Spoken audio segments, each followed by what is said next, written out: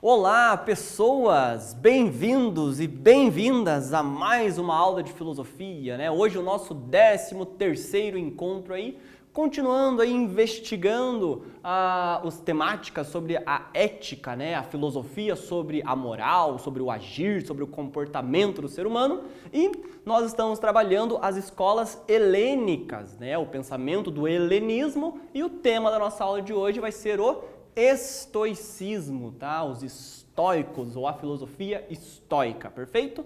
Para entender os conceitos principais do estoicismo, é necessário ou ajuda muito a gente se lembrar um pouquinho do que nós vimos na nossa outra aula sobre o epicurismo, a filosofia do Epicuro, né? Então vamos revisar ali os conceitos principais que nós encontramos dentro da filosofia do Epicuro. Isso vai ajudar a gente um pouco a entender os estoicos, tá? Porque é um pouquinho diferente o que eles vão falar. Nós vimos lá no Epicuro que o mundo, né, Epicuro compartilhava daquela visão atomista dos pré-socráticos, né, lá do Demócrito, do Leucipo que nós falamos, né? Então, o mundo para Epicuro seria composto por átomos, partículas invisíveis e indivisíveis. Até mesmo os deuses seriam compostos por átomos, só que os átomos que compõem os deuses são átomos eternos, né? Nunca vão se decompor, enquanto os átomos do corpo humano vão se decompor um dia, né? Nós vimos o hedonismo, a busca da vida feliz para os epicuristas vem por meio da busca pelo prazer. Quanto mais momentos de prazer você tiver em sua vida, mais uma vida feliz você terá, tá? Com isso nós atingimos o que eles chamam de aponia, ou seja, o fim das dores no corpo, aponia, não ter dor corporal, e a ataraxia, que é a imperturbabilidade, né? Não ter perturbações na alma, na mente, né? Então, são os dois conceitos principais do Epicuro, mas a busca pelo prazer é de um modo moderado, né? Conforme a hierarquia dos prazeres que eles desenvolvem, né? É você buscar o prazer, só que para o prazer ser estendido e não intensificado, né? Zelar pelos prazeres naturais e necessários, como nós vimos na última aula. Bom, na temática de hoje, né, na aula de hoje, estudaremos justamente o quê? Corredores? Não. Estudaremos o estoicismo, tá? A filosofia estoica, portanto. Então, temos como objetivos principais da aula aqui qual a importância do destino para os estoicos, qual o conceito de destino que os estoicos têm, qual a importância disso para a nossa vida. O que é resiliência e serenidade, né? O que significa resiliência e serenidade, e o que é o amor fati, tá? Desenvolvido ali pelos estoicos, tá? Principalmente os últimos estoicos que a gente vai ver na nossa aula, tá? Então essas perguntas é o nosso objetivo. No final da nossa aula, você tem que saber responder ou argumentar sobre elas, né, com mais embasamento a partir do que a gente vai ver aqui.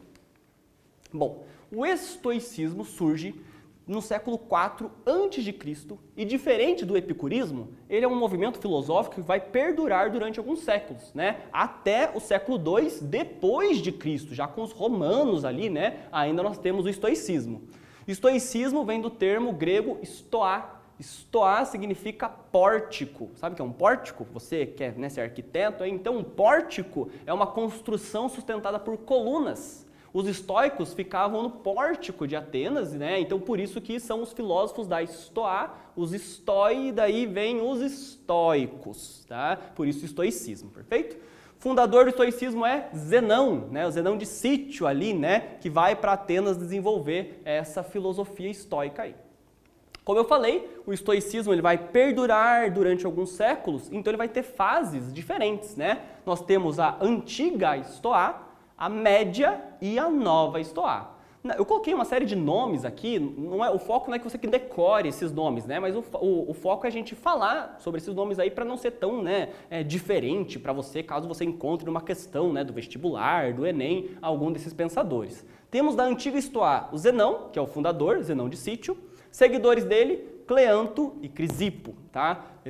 A antiga Stoa. Na média Stoa, os principais pensadores seriam Panécio e Posidônio, e na nova Stoa, e os pensadores de grande destaque do estoicismo, Sêneca, Epiteto, ou você pode encontrar também por aí escrito Epicteto, né, com C mudo, tá? Isso acontece por causa da questão da tradução do nome, e o Marco Aurélio, aí, imperador romano, né, e também filósofo, né, já aí no século I, II, aí depois de Cristo, tá? Essas são as fases do estoicismo e aí já, né, começando, né, esse panorama sobre esses pensadores, temos aqui uma questão a partir de uma citação do filósofo Epiteto, tá, que diz lá: a filosofia não visa assegurar qualquer coisa externa ao ser humano. Isso seria admitir que algo está além do seu próprio objeto. Pois assim como o material do carpinteiro é a madeira e o do estatuário é o bronze, a matéria-prima da arte de viver é a própria vida de cada pessoa. Perfeito. A partir da frase atribuída ao filósofo estoico Epiteto, explique qual é o objetivo da filosofia para os pensadores estoicos. A partir da frase, qual seria o objetivo da filosofia? Dá uma refletida, relê a frase aí, pensa, anota a sua resposta aí nas suas anotações e na sequência a gente já volta.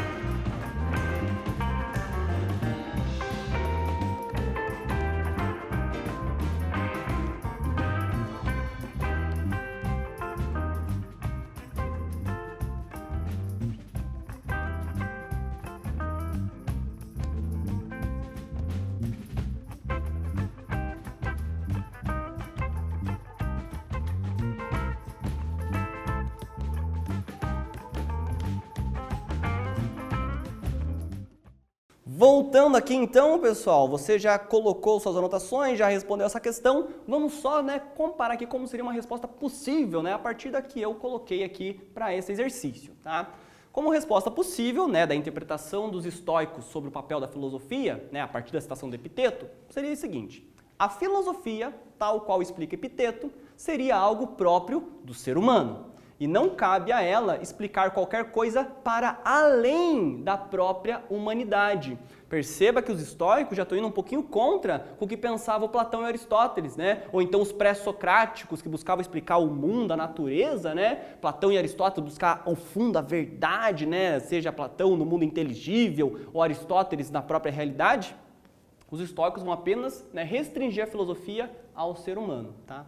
Portanto, a filosofia pode ser definida como a arte de viver, tá? Ou seja, por meio da filosofia encontraríamos as chaves para termos uma vida mais leve e feliz, tá? Na medida em que ela visa um cuidado de si mesmo, um cuidado de si, Ela promove um autoconhecimento, tal qual Sócrates já havia estipulado lá atrás, para você se cuidar mais, e buscar uma vida mais leve e feliz, tá? Agora, como que os estoicos vão explicar ser possível atingir essa vida? Vamos ver esses conceitos aí.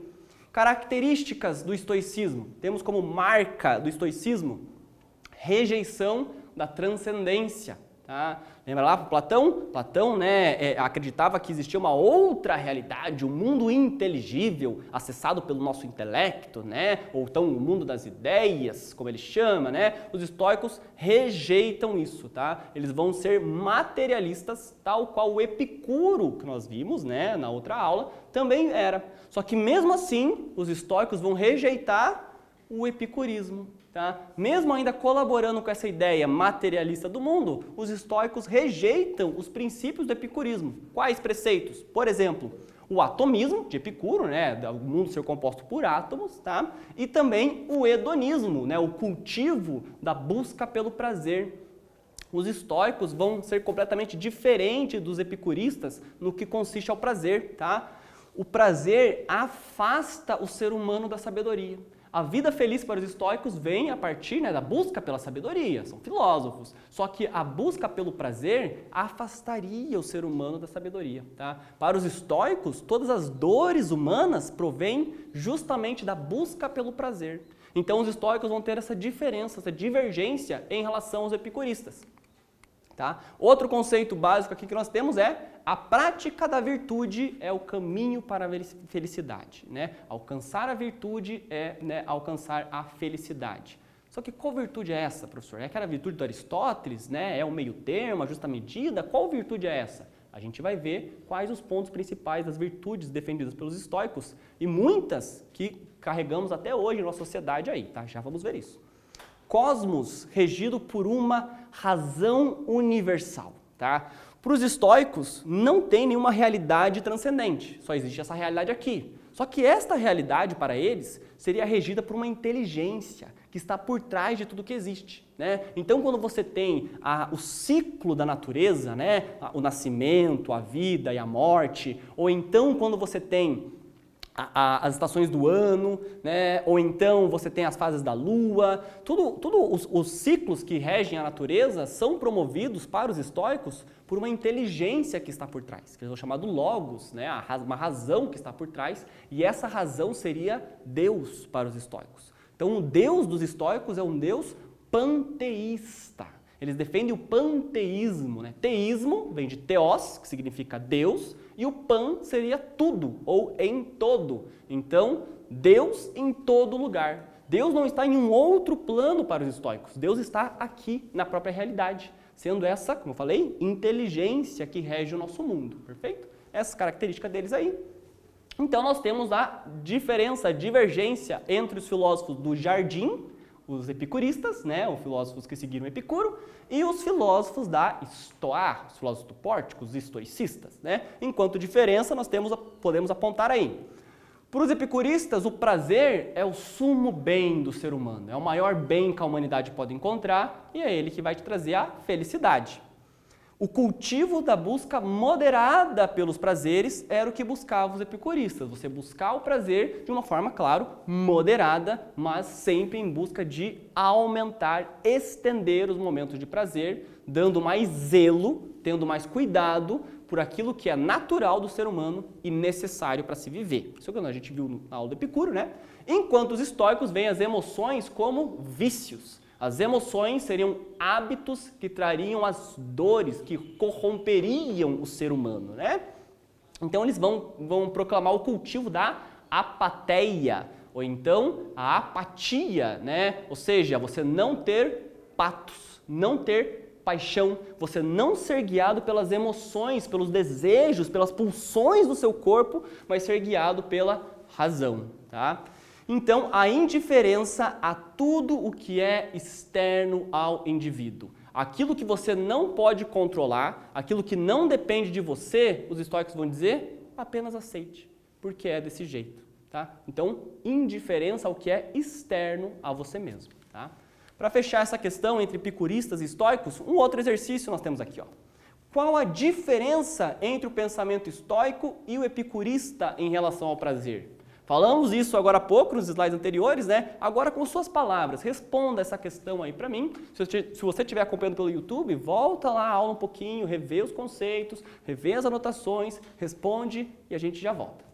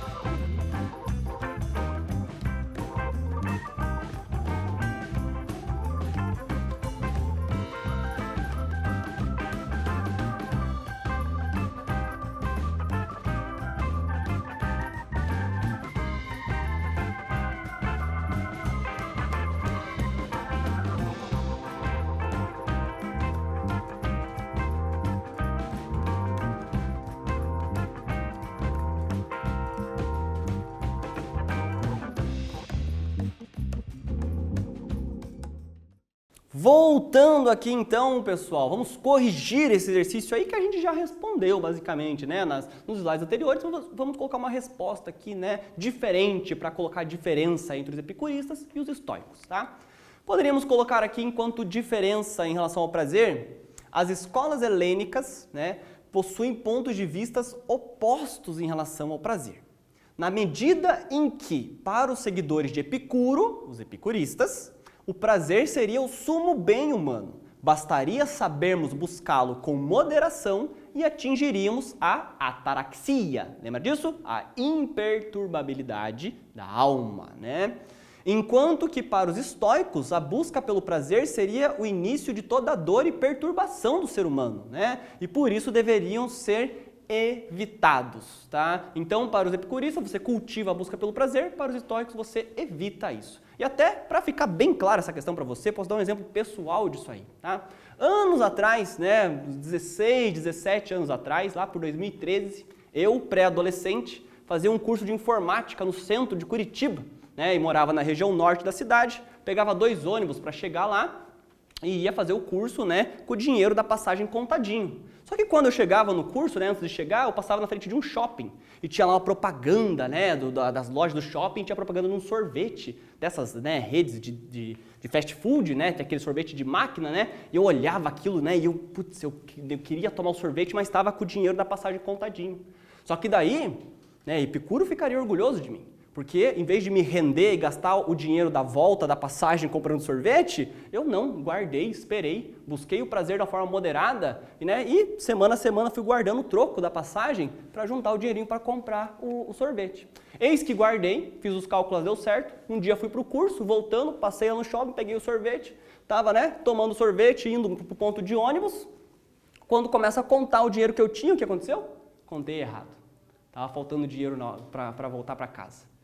Fiquei desesperado, né? Pré-adolescente, sozinho, sem dinheiro no centro, isso nunca tinha acontecido. Joguei o sorvete pela metade no lixo, nem terminei de tomar o sorvete. Corri pro ponto de ônibus, fui lá chorando pro cobrador, né? Para conseguir ele me deixar entrar, faltando dinheiro ali.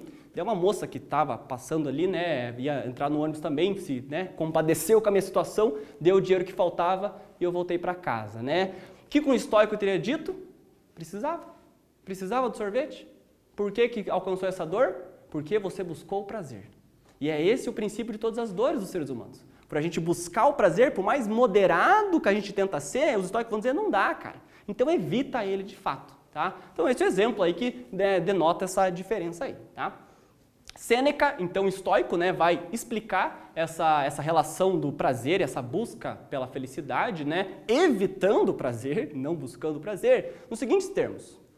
Analisa-te então a ti próprio. Se nunca te sentes triste, se nenhuma esperança te aflige o ânimo na expectativa do futuro, se dia e noite a tua alma se mantém igual a si mesma, isto é, plena de elevação e constante de si própria, então conseguiste atingir o máximo do bem possível ao ser humano, né? Agora, mas se em toda parte, sob todas as formas, não busca senão o prazer, né? Fica correndo atrás do prazer, fica sabendo que tão longe estás da sabedoria como da alegria verdadeira. Pretendes obter a alegria, mas falharás o alvo se pensas vir a alcançá-la por meio das riquezas ou das honras, pois isso será o mesmo que tentar encontrar a alegria no meio da angústia. Tá? Então, olhe como eles colocam como diferença, né? Essas buscas que nós temos na nossa vida, no cotidiano, que geralmente a gente mais almeja, né? A fama e a riqueza, né? A alegria não está aí para os estoicos, tá? As dores estão aí, né? A angústia, né? Riquezas e honras que buscas como se fossem fontes de satisfação e prazer são apenas motivos de futuras dores. Tá? Então essa é uma citação do Sêneca aí que colabora com essa ideia, né, de como a busca pelo prazer pode trazer as dores. O cosmos, o universo, tá, para os estoicos é regido por essa inteligência divina, né, pelo Deus dos estoicos. Tá? E eles vão ter o seguinte ponto de vista a partir disso. O cosmos, regido por um intelecto divino, esse logos, essa inteligência, é muito maior do que nós. E não há nada que possamos fazer para mudá-lo. Diante da perda de um ente querido, por exemplo, Quanto mais lamentarmos a perda, mais entraremos em estado de dor, sofrimento e melancolia. Portanto, mesmo em face da morte, a lição estoica ensina a não se opor a ela, mas a aceitá-la. Quando não temos a opção de controlar os fatos, é mais válido não se opor a eles. Aqui nós temos a explicação da resignação. Tá? Os estoicos vão dizer, o mundo é regido por essa inteligência, que você não controla. Né? Você não controla o clima, né? Você não controla a vida das outras pessoas, você não controla as decisões das outras pessoas, você não controla o como as outras pessoas pensam sobre você. Por isso os estoicos vão dizer, você não tem que se opor a isso, você tem que apenas que aceitar isso, porque você não vai conseguir mudar. Tá? Mesmo diante da morte de um ente querido, para os estoicos, quanto mais você querer lamentar e se opor, a pessoa não vai voltar. Então a decisão, né, do estoico para ter uma vida alegre a partir da morte seria justamente você aceitar essas condições humanas, tá? Essas condições do mundo, perfeito? Uma citação do Epiteto que também colabora para essa ideia, né? Jamais, a respeito de coisa alguma, digas, eu a perdi, mas sim, eu a restituí, eu a devolvi, tá? O filho morreu, foi restituído. A mulher morreu, foi restituída. A propriedade me foi subtraída, então também foi restituída. Mas quem a subtraiu é mau. O que te importa por meio de quem aquele que te dá a pede de volta? Na medida em que ele der, faz uso do mesmo modo de quem cuida das coisas de outrem, do mesmo modo como fazem os que se instalam em uma hospedaria. O que o Epicteto está dizendo? Tudo que você encontra ao seu redor não é seu de fato. Foi dado para você, está com você. Então o máximo que você pode fazer é cuidar disso, dessa coisa que é de outra. E se tiram isso de você, também não está sob o seu poder. Você apenas tem que aceitar que foi retirado. Tá? Essa é a ideia do Epiteto. E a partir disso nós temos as virtudes, né, dos estoicas, que seriam as virtudes cardeais. Né? Primeiras delas, a sabedoria, a busca pelo conhecimento, né? A busca pela sabedoria. Né? Segundo, a justiça. Ter uma vida equilibrada, tanto para você quanto para os outros. Terceira virtude estoica, temperança, né? Você conseguir ali medir, controlar os desejos, as paixões, as angústias que o seu corpo, né, determina para você, tá? Controlar elas ali. E por último, a fortaleza, tá? A coragem de se manter firme, forte diante das adversidades que o destino te dá e que você não pode controlar. Tá? Essas virtudes principais para os estoicos. A partir disso, um outro exercício aqui. Ó. Certamente, miserável é a condição de todas as pessoas ocupadas, mas ainda mais miserável a daqueles que sobrecarregam a sua vida de cuidados que não são para si, esperando para dormir o sono dos outros, para comer que o outro tem apetite, que caminham segundo o passo dos outros e que estão sobre as ordens deles, nas coisas que são mais espontâneas de todas, amar e odiar. O Sêneca aqui está falando das pessoas que vivem a sua vida em prol dos outros e não de si mesmo. Né? Se desejam saber quão breve é a sua vida, que calculem quão escassa é a parte que lhes toca. Né? As pessoas não estão decidindo sobre a sua própria vida, né? Sobre coisas que podem decidir, né? Quando dormir, quando comer, quem amar, quem odiar, e nem isso as pessoas escolhem. Em que sentido a condição daqueles que não cuidam de si mesmos é uma condição miserável? A partir da citação ali, dá uma refletida, responde essa questão e a gente já volta.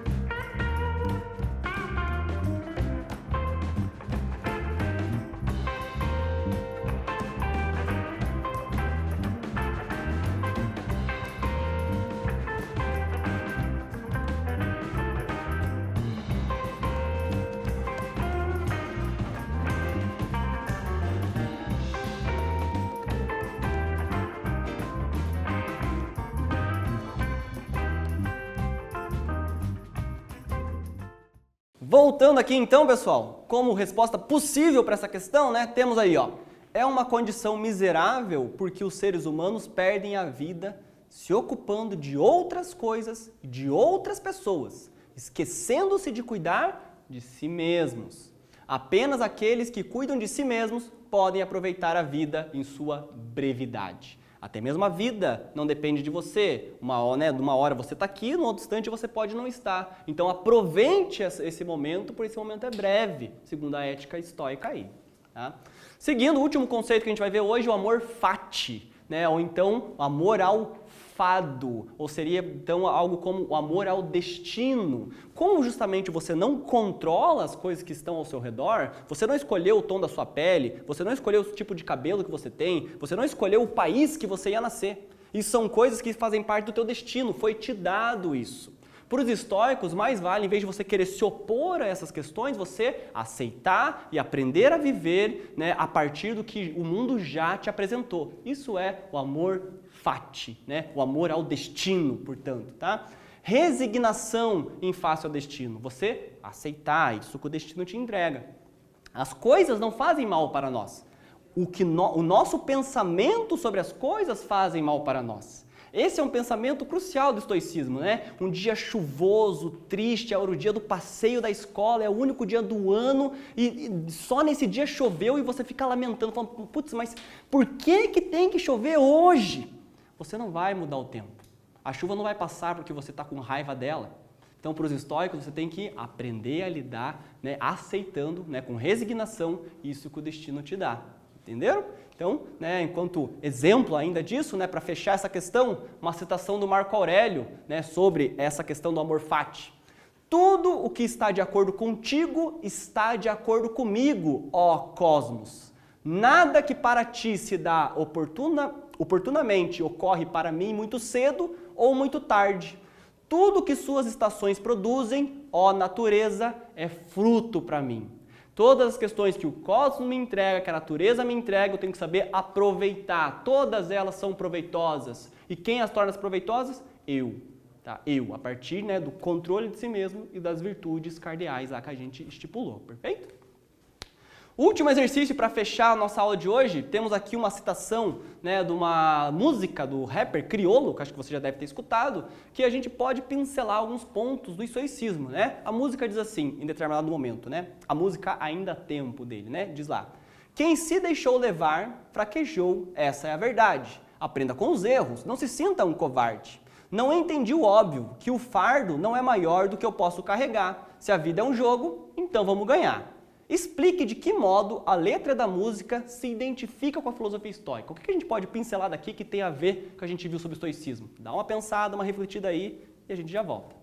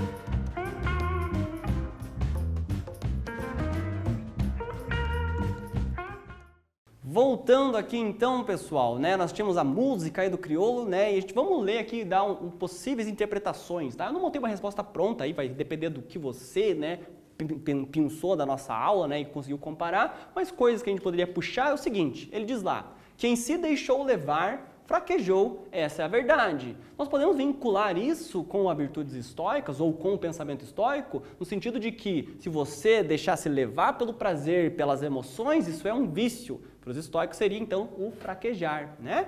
Aprenda com os erros, não se sinta um covarde. É necessário ter a fortaleza, a coragem, né, frente às pulsões, né, do que o mundo te entrega, ou que o teu corpo te demonstra, né?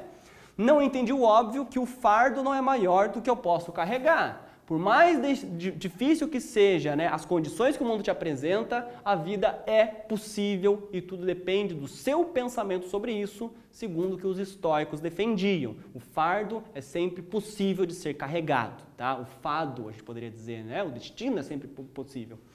Se a vida é um jogo, então vamos ganhar. Se a vida é um jogo, para jogar, o que você precisa para jogar? Saber as regras. Você decide as regras? Quando você vai, né, jogar bola, jogar xadrez, ou jogar o jogo que seja, você que faz as regras? Não. Elas já estão determinadas e você ganha quando você sabe usar elas a seu favor. A mesma coisa o mundo. O mundo já te deu as regras. Você tem que entender elas e aprender a jogar para sair um vencedor, tá? Então essas ideias aí que a gente poderia comparar com as virtudes estoicas, né, que é uma ética do estoicismo, tá? Finalizando a aula, conceito que tem que ficar é busca da serenidade. Aceitar o que o mundo te entrega, o que o destino te entrega, de modo sereno, né? Cultivando a apatia, portanto, né? Cultivo da apatia, você não se levar pelas emoções. E a negação dos prazeres, deixar a busca dos prazeres para lá e se entregar apenas ao que a sabedoria e a razão te apresenta como bom para si, tá? Para você mesmo. E por último, o panteísmo, né? O Deus estoico, que não é um Deus que está em outro plano, mas está no nosso próprio plano aqui. E tudo o que acontece ao seu redor é fruto desse intelecto divino para os estoicos, perfeito? Fechamos nossa aula de hoje, muito obrigado por ter acompanhado até aqui e fiquem bem!